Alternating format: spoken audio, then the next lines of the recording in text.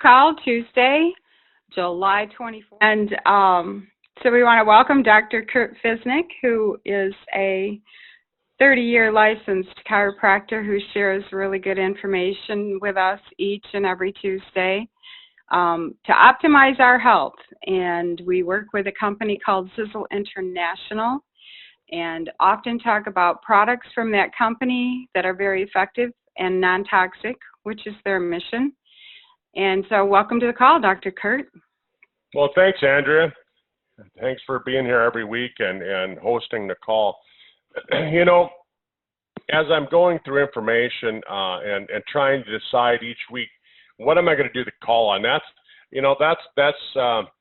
something I really like. I can change it. I can change up. I can change down. I can decide what the topic's going to be based on you know what I'm hearing from people. And you know, Andrea, did you realize that last year was the first year that cancer actually overcame heart disease as the #1 killer in America? I didn't. Yeah, last year was the first year that happened. So heart disease is either #1 or #2 in the Western world. That's something to discuss then, isn't it? It really is. It really is. You know, and as I was reading information this morning, trying to kind of put some things together, you know, my goal is to live to be 110 years old, and so as I'm looking at information, one of the things that I saw was that if you make it to 110, more than likely, heart disease is going to be what's going to kill you. Yeah, right. So that's so when you're looking at somebody who's interested in longevity and anti-aging, you really have to look at that heart disease and that as one of the things that you really want to. What can you do to lower the risk, right? Right. And when we talk about heart disease, you know, it's related to so many things because your heart, your cardiovascular system, that's what makes sure it gets nutrients to your cells, it gets the waste material out of your cells, and so it doesn't just affect the heart, but it affects the kidneys and the liver and the brain, all of that. Right. So bottom line is that I think that people don't have a real good understanding of how the cardiovascular system really works, and so I'm gonna go through that first, and I'm gonna explain that first, and then we can kind of talk about some of the problems that come up, and we can talk about why some of those problems come up, and then maybe we can talk about some ideas on what you can do to actually lower the risk of having those health problems and lower the cellular damage when you do have it. So think of it like this. When you look at the heart, it's basically it's a 4-valve pump. It's a 4-chamber pump, and what it's doing is it runs on when you hear somebody say the blood pressure is 120/80. Basically, the 80 pounds per square inch, that's the amount of blood pressure that's in the system at all times. It's pushing the blood through. It's making the blood so it diffuses out into the cells, and so that 80 pounds of pressure, the lower number, is what's in there at all times. And what happens is that the heart muscles, they squeeze in kind of a sequence, and so as it's squeezing and it's pushing the blood out, it increases the blood pressure, say, to 120. So you have 120/80. So the 80 is the pressure that's in the blood vessels all the time. The 120 is the pressure that's created when the heart is squeezing. And so as this is working, you can see that if the system is not working right, it's not gonna stretch. The arteries have to be able to stretch and kind of absorb the shock of when the heart is pumping. And so from the heart, you have the aorta, which is the major artery that leads out of the heart, and then that splits, or we call it bifurcation, but it splits, and then that splits into smaller arteries. And each time it splits, the arteries get smaller and smaller and smaller. And so it's splitting, and it's a closed loop system. There's in this part of the system, there are no holes. Blood doesn't leak out anywhere. It's closed. And as it's wherever it splits then, and it goes down to a smaller artery, all of a sudden you get down to the tiny arterioles, the capillaries, and that's finally where there's an opening, and that's where the red blood cells can get out. Before that, it's a closed system. There is nothing for blood to leak out of the arteries, unless there's something wrong, and we'll talk about that.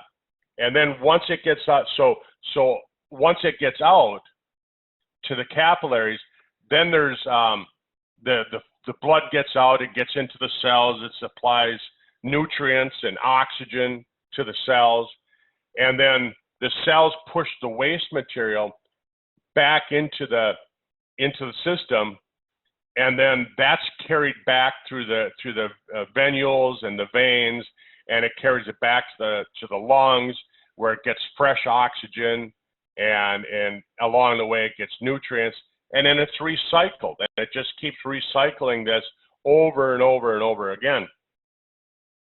And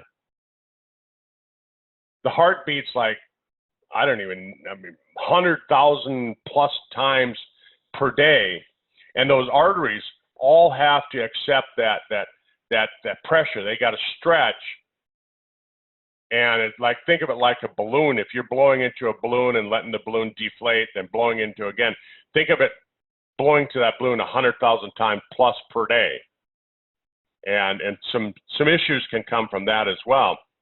But the pressure inside the blood vessels, that's the intracellular. That's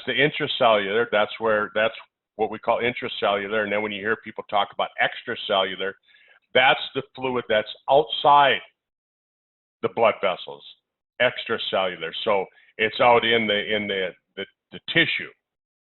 And so you'll hear people talking about intracellular fluid and extracellular fluid and different things like that.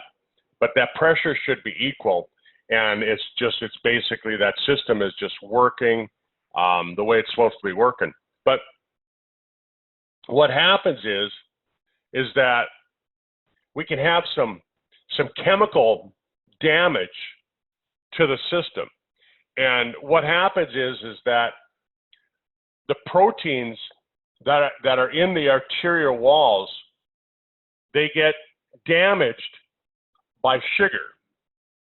And we know from working with Sisel that this is what we call glycation, glycated end products. And what it does is it takes and it creates what they call crosslinks, which are chemical bonds that hold the proteins in the arterial walls. It holds them together, kind of like, think of it like a molecular level handcuff.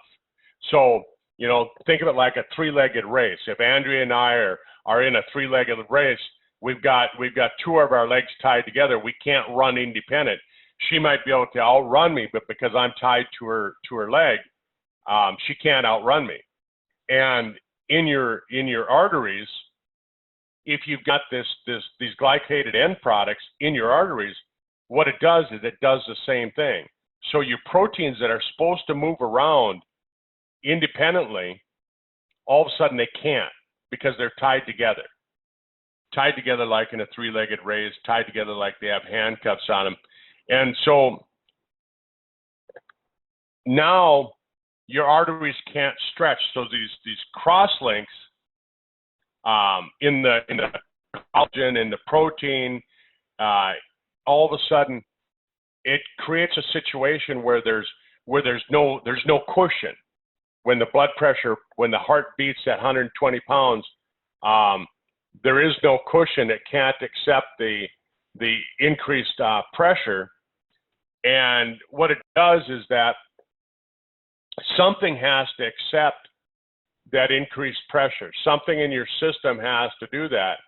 And so what ends up happening is it damages the kidneys, and it damages the brain, and it causes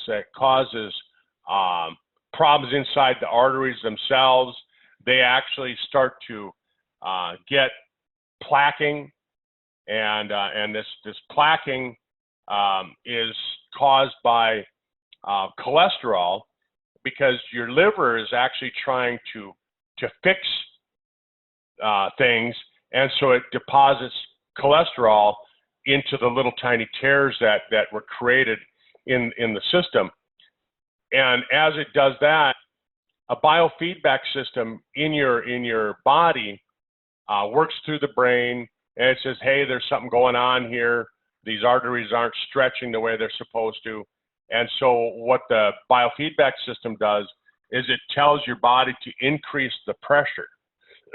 And so as it increases the pressure from the heart, what that does is that causes the red blood cells to hit wherever those, remember I was talking about how the arteries, they split, that's called the bifurcation, and wherever there's a bifurcation, the red blood cell hits that, and over a period of time, those red blood cells striking at that bifurcation, they start to cause damage, and they start to actually rip through the arteries, and they cause little holes. And remember I said that there's no leakage anywhere in the system until you get down to the tiny capillaries. Well, now all of a sudden, you've got leakage in the system. And if you've got leakage in the system, you've got problems, because all of a sudden you're going to start bleeding in certain areas. And this is basically because of the damage and all of that.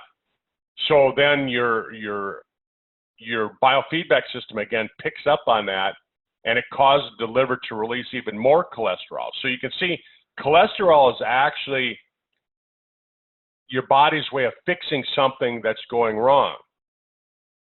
And what we've done is we've started to look at the cholesterol as being the health issue, but really in reality, the cholesterol is the fixing issue. It's the fix. And so then when you have your doctor prescribe a statin drug or a cholesterol lowering drug of whatever kind it is, but statins are the ones that we see most often used, what happens is that sure, you're going to lower the cholesterol, but what happens to those tears in the arteries? If I remove the cholesterol, the patching agent, the fix, all of a sudden now I'm leaving the system with tears. And that's not good. That's not good. And so what does the statin drug do besides that? Well, it causes issues with CoQ10, and CoQ10 is an enzyme that's necessary for the heart. It keeps the heart healthy, keeps the cardiovascular system healthy. And so what ends up happening then is over a period of time, because the statin drug is interfering with the metabolism of CoQ10, what eventually happens is that if you're on a statin drug, it's going to cause congestive heart failure, because the part of it that fixes things, we've removed it by taking the statin drug.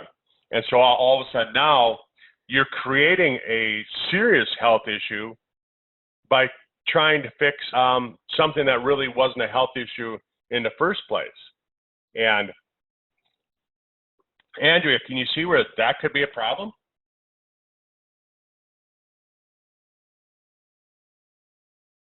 And anyhow, it is a problem, but we can also have some other things going on too. Remember how I was saying that your arteries, when you're pumping the blood through there, it's, 80 pounds of pressure, then it's 120, 80, 120, 80, 120, 80, 120.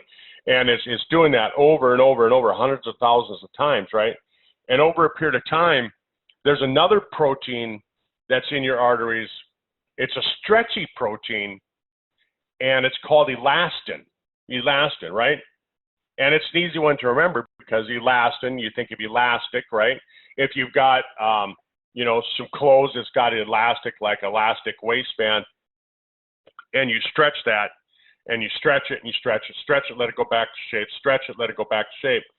Eventually, over a period of time, the stretchiness kind of goes away, and the waistband starts to have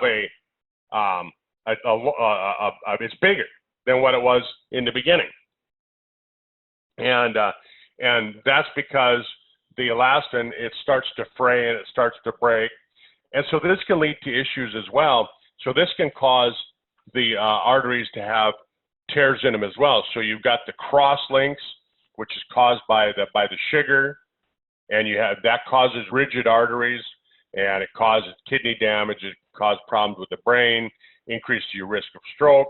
Then you have the elastin that just basically wears out over time because it's just, being stretched so many times, and that causes wear and tear, and that causes cholesterol to be deposited into the arteries as well. And then, you can just see where all of these things kind of work on top of each other. And then we've got, this extracellular garbage that gets deposited, and it causes plaquing, and this plaquing, these toxins, they cause this plaque, and that can lead to issues. And one of the biggest issues that we're seeing today, it's actually, I believe, I just read the other day that it's the 6th leading cause of death in the United States is Alzheimer's disease. And so these aggregates form in the heart, they form in the brain, and causes some major issues. And this garbage is actually, remember I was talking earlier about people who survive over the age of 100 and they die from different kinds of heart disease. This is actually the main cause of the heart disease that causes the problem. And so as we're looking at all these different things, and I'm kind of looking at time because I want to make sure that I get done on time, but the cells have a normal system, and within the immune system, the body is supposed to take and recycle these different things. And so what happens is that as it's recycling, the broken down pieces, they go into what we call lysosomes, and these lysosomes are supposed to work almost like an incinerator. They're supposed to burn everything and break it apart. But when it doesn't break it apart, when it doesn't do what it's supposed to do, then all of a sudden these parts, they start to accumulate as well. And so this is partially related to the immune system because the macrophages, what happens is that they protect the blood vessel, kind of think of like little Pac-Man running through there and eating up all these toxins, eating up the bad sugar, eating up the cholesterol and all of that, and swallowing the garbage and sending it to the liposomes. And as you get so much of this accumulation, and also because of aging, what ends up happening is that the thymus gland doesn't convert the stem cells into macrophages. So here we hear the word stem cells again, and we talk about that when we're talking about the H pill. And so how does it actually help the cardiovascular system?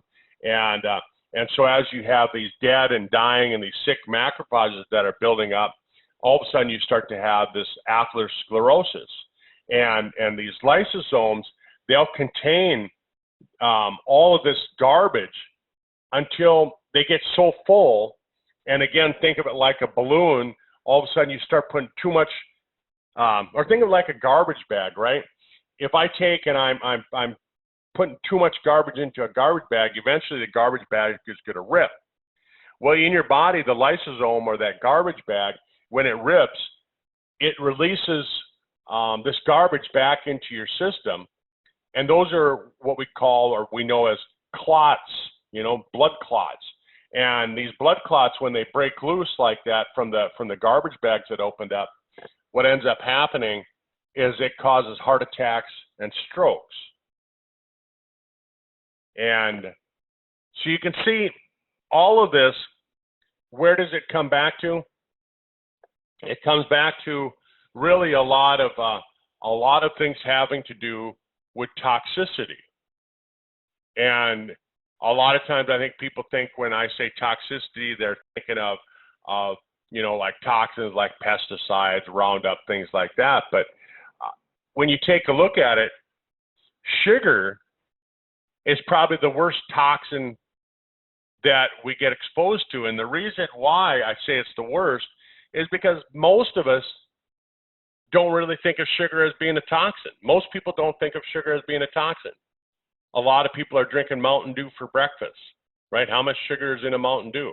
A lot of people are drinking soda for lunch and for dinner and all these different things. And then we start looking at the low-calorie sweeteners, the artificial sweeteners, and those are in a lot of ways actually worse because it still tells your brain that there's a sweetener there, but your body just doesn't know how to get rid of it. That's why it's low-calorie, because a calorie is measured in how much energy it is when it burns, but when it's low-calorie, it just means that your body doesn't know how to get rid of it, doesn't know how to burn it. So then that's going to accumulate, and that's actually going to cause more issues.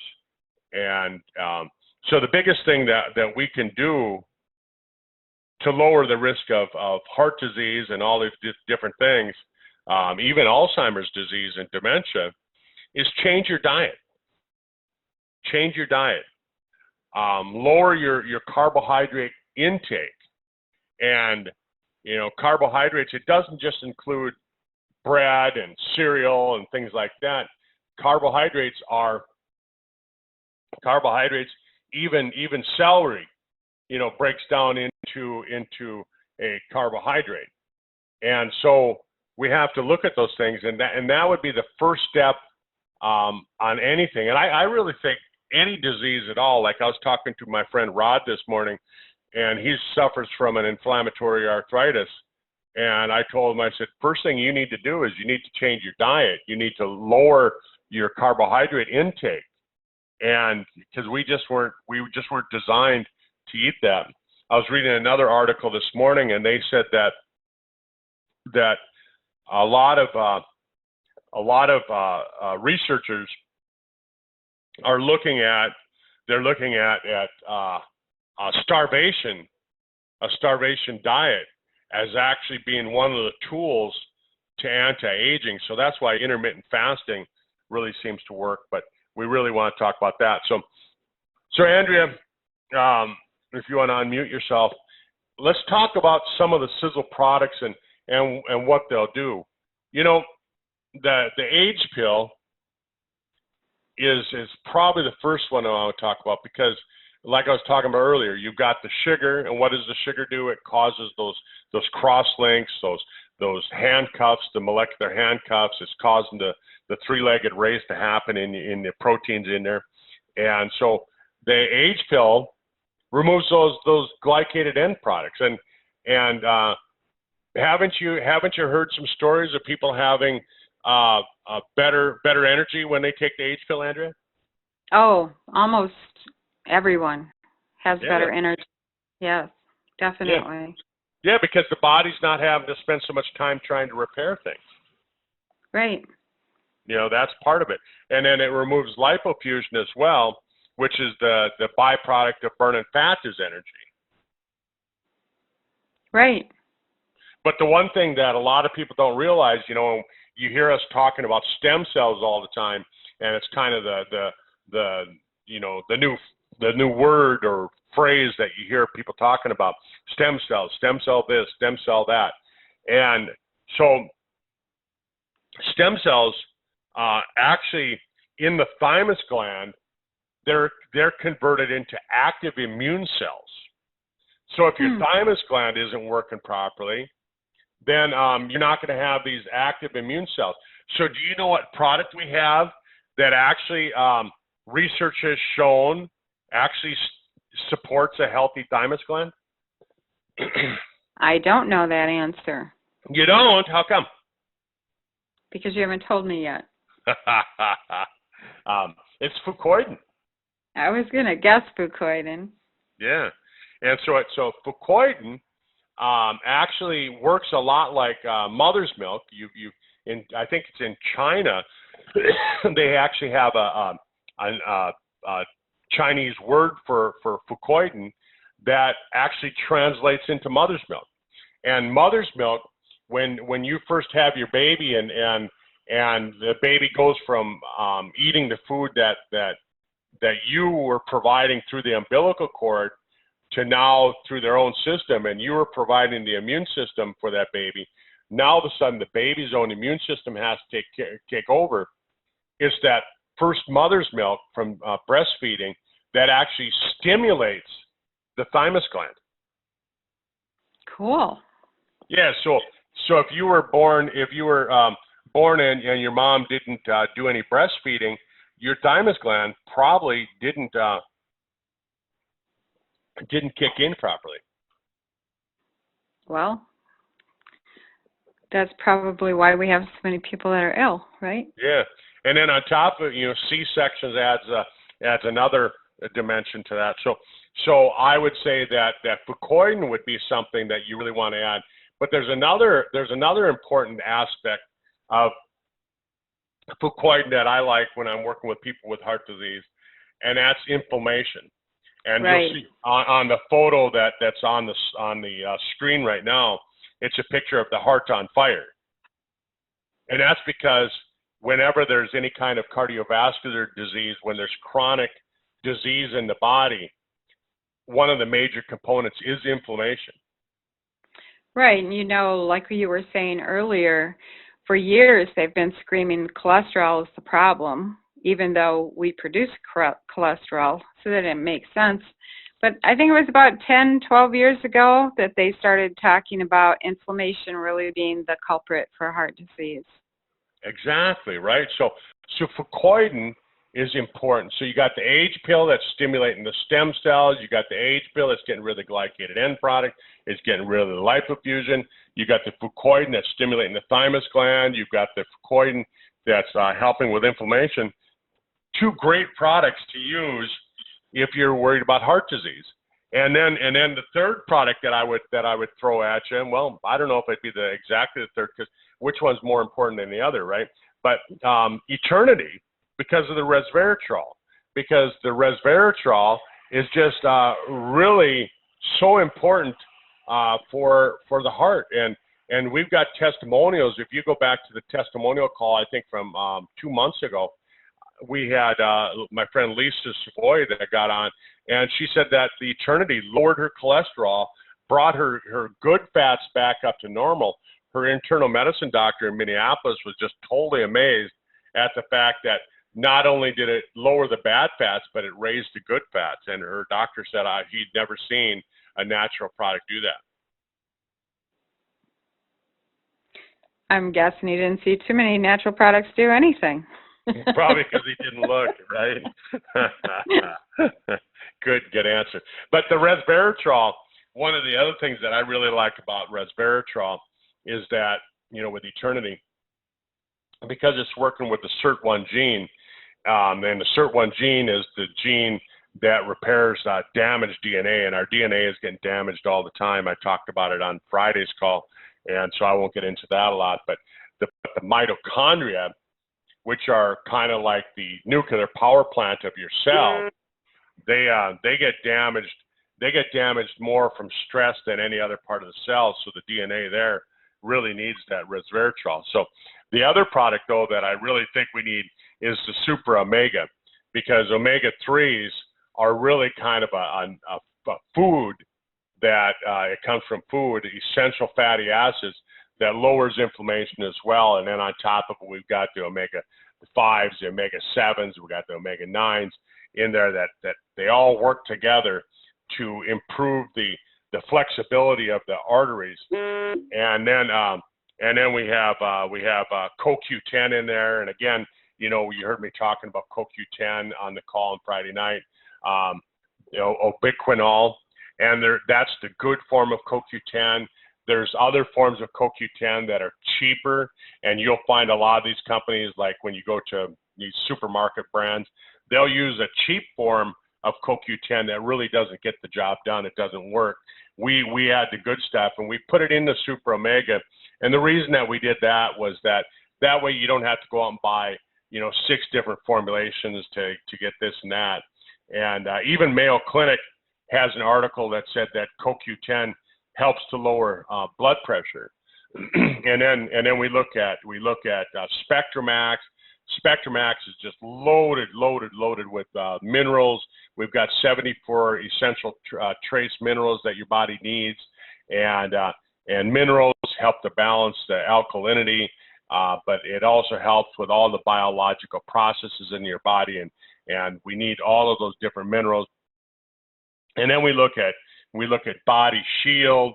And Body Shield, again, I talked about this on Friday. I won't get into a whole lot, but scientists consider it to be, consider the ingredient in there. It's called fulvic acid or fulvates. They consider fulvates to be one of the miracle molecules.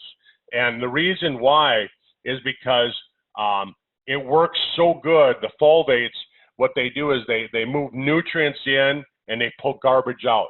So they move nutrients into the cell and they pull garbage out. And by doing that, again, it balances the pH, and we hear all these people, kind of another one of the buzzwords besides stem cell being a buzzword, we hear alkalinity being a buzzword, and so Body Shield helps create the alkalinity, the alkaline environment. And according to the Dr. Otto Warburg, the 1939 Nobel Prize, I mean, he basically said you couldn't get sick if you had your balanced pH. So really, really good, important product. And then we have Super Detox, and that one is really it's a detox booster for the liver and the gut. Get that junk out of your system, get it out of there. And there's a whole lot of other really good things that come from taking that. And then we can't talk about inflammation without talking about the digestive system. If you've got chronic inflammation, chances are your colon, the lining in your colon is inflamed, and so Balance D is really important with all that. And then finally, and I probably shouldn't have saved it for the last one, but for Restore, because back in 1998, the Nobel Prize was given to a scientist or a group of scientists for their work with L-arginine, and they found that L-arginine helps to rebuild nitric oxide levels in the body, and what that does, it makes the arteries again so they're flexible, and you start to see all of these things kind of working together. You start to see that there's a sort of a synergy between all of them. One's really not any better than the other one. This one's not any better than that one. We need them all.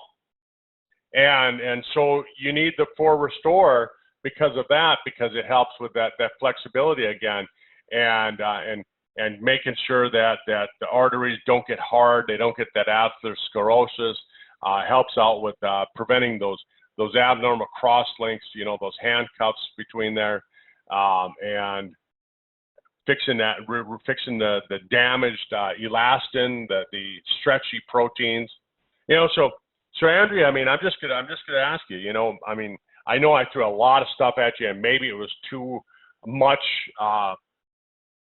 terminology or too in depth, but after hearing it, what kind of questions would you have?